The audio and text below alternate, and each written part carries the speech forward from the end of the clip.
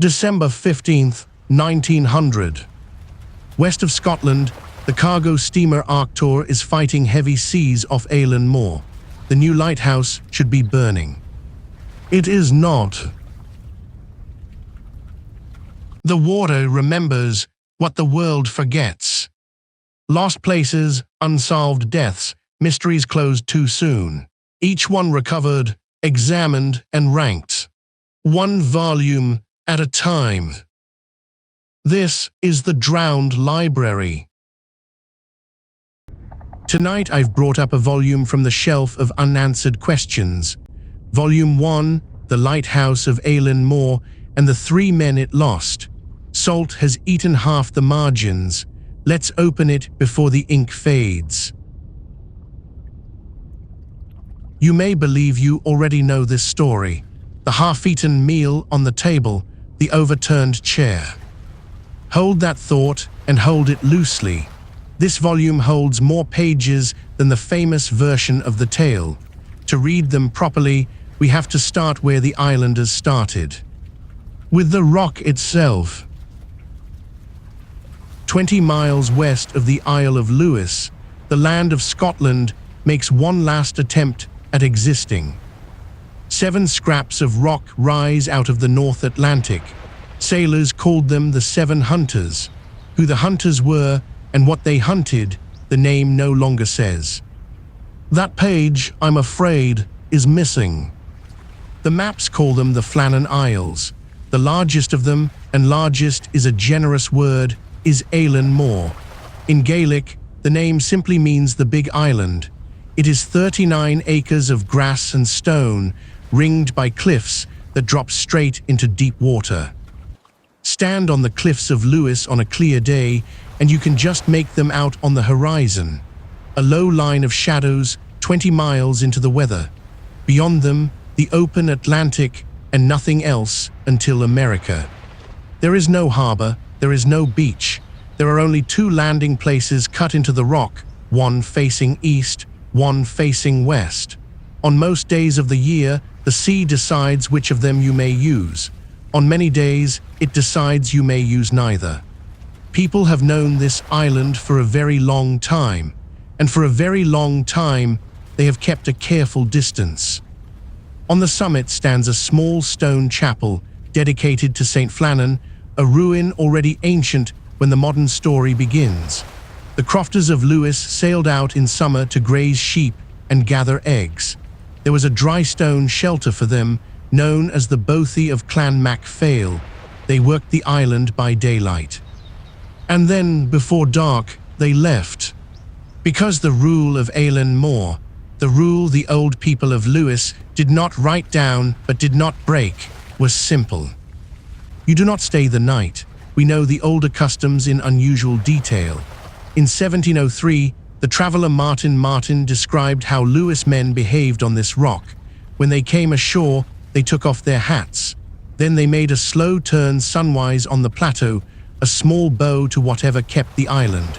And spending the night there, he noted, was thought to bring misfortune. A place of saints by daylight, the locals held, and something else's after dark. The keeper does not laugh at such customs. The library's shelves are full of rules that look like superstition and read, on a second pass, like risk assessment. Do not linger on a rock with no harbor. Do not be there when the weather turns. Call it folklore, it kept people alive. For 1,000 years, that arrangement worked. The island kept its nights to itself. Then came the 19th century, and the 19th century did not believe in arrangements. The seas around the Flannans were a graveyard for shipping on the Atlantic routes. So the Northern Lighthouse Board, the body that builds and runs Scotland's lights, decided that the 7 hunters would carry a lighthouse. The contract went to the engineer George Lawson, and the work took nearly 4 years. Every block of stone, every pane of glass, every barrel of oil had to come ashore from a heaving boat. Then it all had to go up a cliff the height of a cathedral. A crane was bolted to the rock above the west landing. A stairway was cut into the cliff face. It was, by any standard of the age, a triumph of engineering over geography. Geography, as this volume will keep reminding us, is a patient loser. On the 7th of December, 1899, the lamp was lit for the first time. 75 feet of tower, standing on 150 feet of sheer cliff, a light visible for 20 nautical miles, modern, rational, reliable. The old rule of the island was not so much broken as turned into a salaried position. From now on, 3 men would live on Eilean Mòr at all times.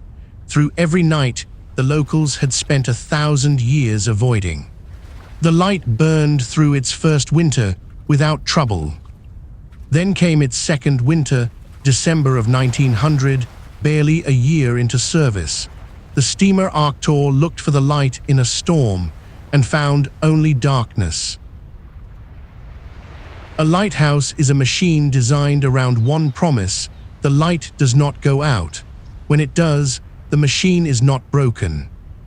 The men are. So before we climb the long stairway cut into the cliff to that silent tower, you need to meet the 3 men who kept it. The principal keeper was James Ducat, a veteran of the lighthouse service, a careful and respected man, and a father. Ducat did not want the Flannan posting, and this we know from inside the family. Decades later, his daughter Anna recalled what he had said at the time. The rock was too dangerous, he had argued. He had a wife and 4 children depending on him. But a senior officer of the service talked him into it. Keep that man in mind. He has a part to play before this volume closes. Ducat went. Men like Ducat generally did. The service ran on men like that, men who weighed a risk, named it out loud, and then shouldered it anyway. The second keeper was Thomas Marshall, the assistant, younger, capable by the accounts, a steady hand. And the third man that December was not supposed to be there at all. Donald MacArthur was an occasional, a substitute keeper, filling in for a regular who was off the rock. The board ran its rock stations on rotation, spells of duty on the light, then time ashore with the families. The system needed spare men to plug the gaps left by illness and leave. Occasionals, the service called them. That is what had put MacArthur on the rock that December. MacArthur was a local man, and the files remember one more thing about him. A temper, not a crime, not an offense, just a temper, noted and filed. Hold on to that detail. It will come back at the end of this volume, wearing darker clothes. Life on Eilean Mòr ran on routine, because routine is what keeps men sane on 39 acres. The shore station for the Flannans stood at Brestclet on the west coast of Lewis. There the families lived, and there the off-duty keeper waited out his rotation. Out on the rock, the days had a fixed shape: trim the wicks, clean the lens, haul the oil, watch the weather and write it down first in chalk on a slate, then copied fare into the logbook. At dusk, light the lamp. Through the night, stand watches in turn. One rule stood above all the others, in the regulations and in the bones of every keeper: the light is never left unattended. Whatever happens outside, one man stays with the lamp. There was no radio, there was no cable. News left the island at the speed of a supply ship, and the supply ship came at the pleasure of the Atlantic. In December, the Atlantic's pleasure is a narrow thing. The relief vessel was the Hesperus, a lighthouse tender that ran keepers and provisions out from the mainland. She carried the keepers' mail, their relief, and the one thing a rock station cannot store: news of home. She was due at the Flannans around the 20th of December. The weather had other plans. Now, what do the records actually show about the last days of Ducat, Marshall, and MacArthur? Less than you have probably heard, and exactly that makes what they show worth hearing. The slate by the lamp carried weather entries in the usual hand, pressure, wind, sea state. They run up to the morning of December 15th, 1900. Around 9 o'clock that morning, the record simply stops. The lamp had been cleaned. The oil fountains had been filled. Everything stood ready for the night of the 15th. Whatever interrupted the keepers of Eilean Mòr, it interrupted men in the middle of an ordinary, orderly working day. No haste in the handwriting, no half-done chores. The day simply stops mid-sentence. That night, the Arctur steamed past and saw no light. The Arctur's report worked its way slowly through shipping channels, too slowly to raise any alarm that mattered. On Lewis, the days after the 15th brought filthy weather, and out at sea, the relief kept being postponed. The 20th came and went, no Hesperus. Christmas came and went. If anyone was still alive on Eilean Mòr, they spent those days watching an empty horizon. On the 26th of December, Boxing Day, the wind finally eased. The Hesperus, under Captain Jim Harvey, dropped anchor off Eilean Mòr at midday. Harvey sounded the steam whistle. He waited for the keepers to appear at the landing, the way they always did. No one came. Harvey's own report sets down the details with a seaman's economy. No flag on the flagstaff, no provision boxes set out at the landing, no figure anywhere on the rock. The island stood there in the winter light, complete and silent, like a stage after the play. A boat was put down. One man went ashore and climbed toward the lighthouse alone. His name was Joseph Moore, and he was himself a Flannan keeper, returning from shore leave to a station he knew like his own pulse. What Moore found in the next half hour would feed a century of ghost stories. What he did not find is the better mystery, and almost nobody tells that part. Picture the climb, the steps up from the landing, the path climbing toward the lighthouse on the summit. A walk Moore had made 100 times, but never like this, never toward a tower that had been dark for 11 nights. The gate in the boundary wall was closed. The entrance door of the lighthouse was closed. Moore opened them and stepped into a hallway full of that particular silence, a house only has when it has been holding it for days. He called out, nothing answered. The kitchen was clean and in order. The ashes in the grate were cold. The clock on the wall had stopped, wound by no one, for too long. In the sleeping quarters, the beds were empty. And up in the light room, the great lamp stood cleaned, filled, ready to be lit. The machine was in perfect order. Its men were gone, all three of them. Moore checked the hooks by the door, where the keepers kept their oilskins. Those are the heavy waterproofs no sane man went outdoors without, not in a Hebridean December. 2 sets were missing, Ducats and Marshalls. But the third set, Donald MacArthur's, was still hanging on its hook. Whatever had called MacArthur out of this house, it had called him out in his shirt sleeves, into weather that could flay a man, and it had called loudly enough that he had not stopped to take his coat. Yet the door behind him was closed. Moore came back down that path badly shaken. The records show he did not search the island alone. He returned with seamen from the Hesperus, and together they walked Eilean Mòr from end to end. 39 acres, 3 missing men. They found no one, living or dead. That same day, Captain Harvey sent a telegram to the mainland, and you can hear the helplessness in its grammar. The poor fellows he wired must have been blown over the cliffs or drowned. It is the sound of a practical man reaching the edge of practical explanations. Joseph Moore stayed on the rock. Someone had to keep the light. The Hesperus left him a scratch crew, the boymaster MacDonald and volunteer seamen Lamont and Campbell. And that same evening, the lamp of Eilean Mòr burned again. We know because Moore wrote it down 2 days later in a letter that survives. He had lighted the light in the proper time that night, he reported, and every night since. It was lit by a man who had just walked through his colleagues' unfinished lives to reach it. The library notes, without comment, what that must have cost him. Now, here is where the story you came in with, the famous one, wants to take over. You know the scene, the table laid for a meal, meat, potatoes, a mug of cold tea, a chair lying on its back, knocked over by a man leaving in terror. Sometimes there is even a canary still singing in its cage. It is one of the great images of mystery writing, the half-eaten meal of Eilean Mòr. And it is not in the file. None of it. Moore, the one man who actually opened that door first, reported a tidy kitchen and a house in order. No meal, no overturned chair, no canary. So where did the scene come from? It came from a poem. In 1912, 12 years after the disappearance, an English poet named Wilfred Wilson Gibson published a ballad called Flannan Isles.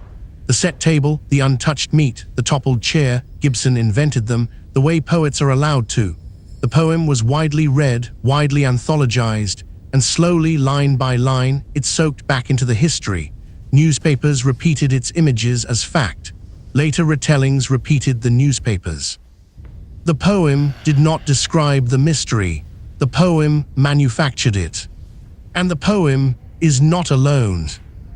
You may also have heard of the log entries, Marshall writing of severe winds, the likes of which he had never seen in 20 years. Ducat quiet, MacArthur, the tough one, weeping, and then, on the last morning, a final line, storm ended, sea calm. God is over all. Chilling, famous, and almost certainly an invention.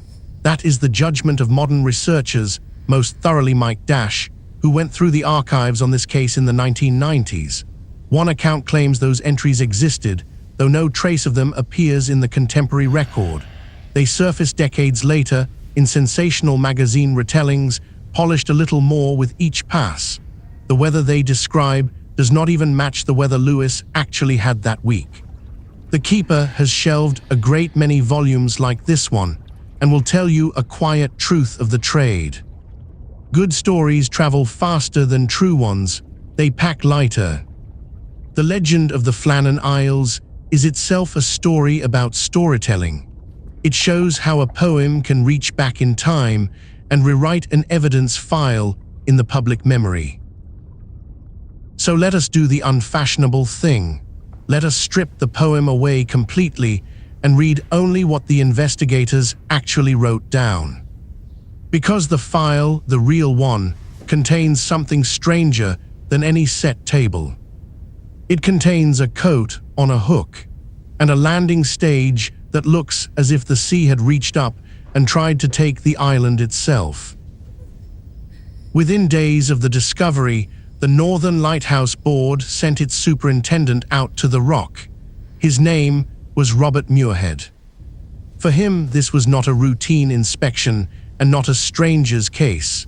In the report he would later sign, Muirhead set down a plain confession of closeness. I knew Ducat and Marshall intimately, he wrote, and MacArthur, the occasional, well, they were selected on my recommendation. The investigator had chosen the victims. And one of the volume's margins holds a darker note still. The senior man who had talked a reluctant James Ducat into this posting, the man his daughter named, decades later, was Muirhead himself. He sent Ducat to the rock. Now he came to find out what the rock had done with him. What Muirhead conducted, across the last days of December, was an investigation, methodical, unsentimental, and exact. He questioned Joseph Moore. He examined the dwelling, the lamp, the slate, the logbook. He measured what the sea had done. His report is dated the 8th of January, 1901. It runs to a few tight pages, and it is the closest thing this case has to bedrock. So let us walk the island with him. Muirhead examined both landing places. The east landing undamaged, untouched, in order. Then he walked to the western side of the island. The west landing looked like the scene of a bombardment. Iron railings set in concrete, were bent over and torn from their foundations. Ropes belonging to the landing crane were strewn across the rocks. A block of stone weighing close to a ton had been shifted out of its place. And then the detail that ends every argument about how high the sea can reach. A wooden supply box, wedged into a crevice 110 feet above sea level, had been smashed open. Its contents, ropes, tackle, lay scattered across the cliff. 110 feet. A 10-story building of water, or near enough, had stood against that cliff and broken over it. From the physical evidence, Muirhead built his reconstruction. On the afternoon of December 15th, he reasoned, Ducat and Marshall went down to the west landing. Most likely, they meant to secure the crane and the landing gear against a rising storm. That fits the 2 missing sets of oilskins. It fits the scattered ropes. It fits the duties of careful keepers ahead of dirty weather. And then the sea produced something far beyond the ordinary run of storms and took them both. Which leaves the third man. Donald MacArthur, the occasional with the temper, whose oilskins never left the hook. Under regulation, he should have been exactly where his coat was, indoors, with the lamp. Muirhead's reading, and it can only ever be a reading, is that MacArthur saw something, a wall of water rolling in, his colleagues in trouble at the landing, something that made a disciplined keeper break the one unbreakable rule and run from the house without his coat. Perhaps he closed the door behind him. Perhaps the wind slammed it shut. He ran toward the west landing. And the sea was not finished. The report's conclusion is one sentence of bureaucratic granite. The 3 men had been swept away by an exceptional sea while working or attempting a rescue at the West Landing. Case closed. Accident. Signed, R. Muirhead, Superintendent. No bodies were ever recovered. The ocean west of the Hebrides does not, as a rule, give receipts. But the report does not end as a bureaucratic document. It ends as a confession of grief. Muirhead had been out to the Flannans on the 7th of December, a year to the day since the lamp was first lit. An ordinary visit of inspection. 8 days before the slate fell silent, he had stood with all 3 men on that rock, and when he left, he shook their hands. In the report's closing lines, the superintendent allows himself one sentence that no regulation required. He writes of the melancholy recollection that I was the last person to shake hands with them and bid them adieu. The man who sent Ducat to Eilean Mòr was also the last man from the outside world to touch him. For the families, there was no mystery to savor, only the arithmetic of loss. James Ducat left a widow and 4 children. The board did what boards do. The light, of course, kept burning. Lighthouses are very good at continuing. It is one of the things people find hardest to forgive them. And yet, read Muirhead's report twice, as the keeper has, and you will notice what it quietly steps around. The damage at the West Landing is real, but no one can prove it happened on the 15th of December, in the hour the men were lost. It could have come in the storms before or in the storms after. The reconstruction of MacArthur's last minutes is humane and plausible. It is also entirely unwitnessed. The report explains how 3 men could vanish. It cannot show that they vanished that way. Which is why the last pages of this volume now fall open on their own. You know what comes next. The last pages of every volume here are left blank for the verdict. Let's weigh what we know. Theory 1. The rogue wave. Muirhead's verdict, more or less. Ducat and Marshall at the West Landing, securing gear, MacArthur lost in the same event or moments after. The strongest argument for it stands 110 feet up a cliff, a smashed supply box that no ordinary sea can reach. The West Landing sits in a narrow rock gully that funnels and stacks incoming swell. Seas of freakish size are documented on this coast, rare but not mythical. The argument against, the wave alone does not explain the coat. A keeper indoors at the lamp does not get swept off a landing stage. Something still has to bring MacArthur outside. The keeper's odds, 55%. Theory 2, the chain of rescue. A refinement and a crueler one. Two men go down to work. One of them is caught by a sea, by a fall, by a fouled rope. The other tries to pull him out. And MacArthur, watching from above, drops everything, including his coat, including the rule about the lamp, and runs to help. The sea takes the rescuers one by one, the way it has always preferred. For it, this is the only simple story that explains every object in the house. The coat on the hook, the closed door, the tidy kitchen. Against it, it is pure reconstruction. Not one link of that chain has a witness. We are reading character from furniture. The keeper's odds, 30%. Theory 3, the quarrel. 3 men, 39 acres. A delayed relief, filthy weather, and one of the 3 with a temper that made it into the files. The dark version writes itself, an argument at the cliff edge, a shove, a panic, and a survivor who chooses the sea over the explaining. For it, the isolation was real, and MacArthur's temper is in the record. Against it, everything else. Muirhead, who stood in those rooms within days, found no sign of violence, no disorder, no struggle, nothing missing but coats and men. A theory that requires evidence to be absent is doing suspiciously well here. The keeper's odds, 10%. Theory 4, the island itself. The oldest theory on the shelf, and the only one the people of Lewis would have recognized at once. The phantoms of Eilean Mòr, the something that made 1,000 years of shepherds row home before dark. On this telling, the island simply collected an old debt. For it, honestly, nothing the library can weigh, but let the record show that the folklore itself is real history. Martin wrote down the islanders' fear 2 centuries before the keepers vanished. It was not invented after. That is atmosphere worth keeping. It is not evidence. Phantoms, in the library's long experience, keep very poor records. The keeper's odds, 5%. And there remains the page we are missing.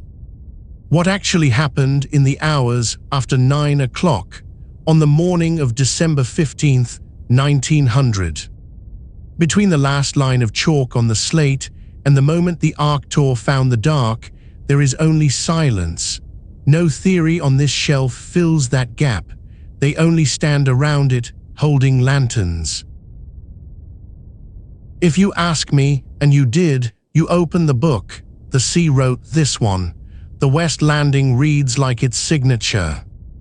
But the sea left the 3rd coat unexplained, and a poet saw the blank space and moved in. That, I'm afraid, is how legends are built, not from what we found. From what we couldn't. That is the volume on the Flannan Isles. 3 names on the last page: James Ducat, Thomas Marshall, Donald MacArthur. The light they kept still burns, automated now, watching the same water. History rarely closes its books. It just stops writing for a while. Next tide, I'll bring up another volume from the Shelf of Unanswered Questions. There is one, 2 rows down, that has been humming quietly since I shelved it. I try not to take that personally. If you want to be here when the next volume surfaces, subscribe. The library is easier to find the second time. I'll return this volume to the deep, where it will wait, as all true stories do, to be found again. The library is always open. Mind the tide.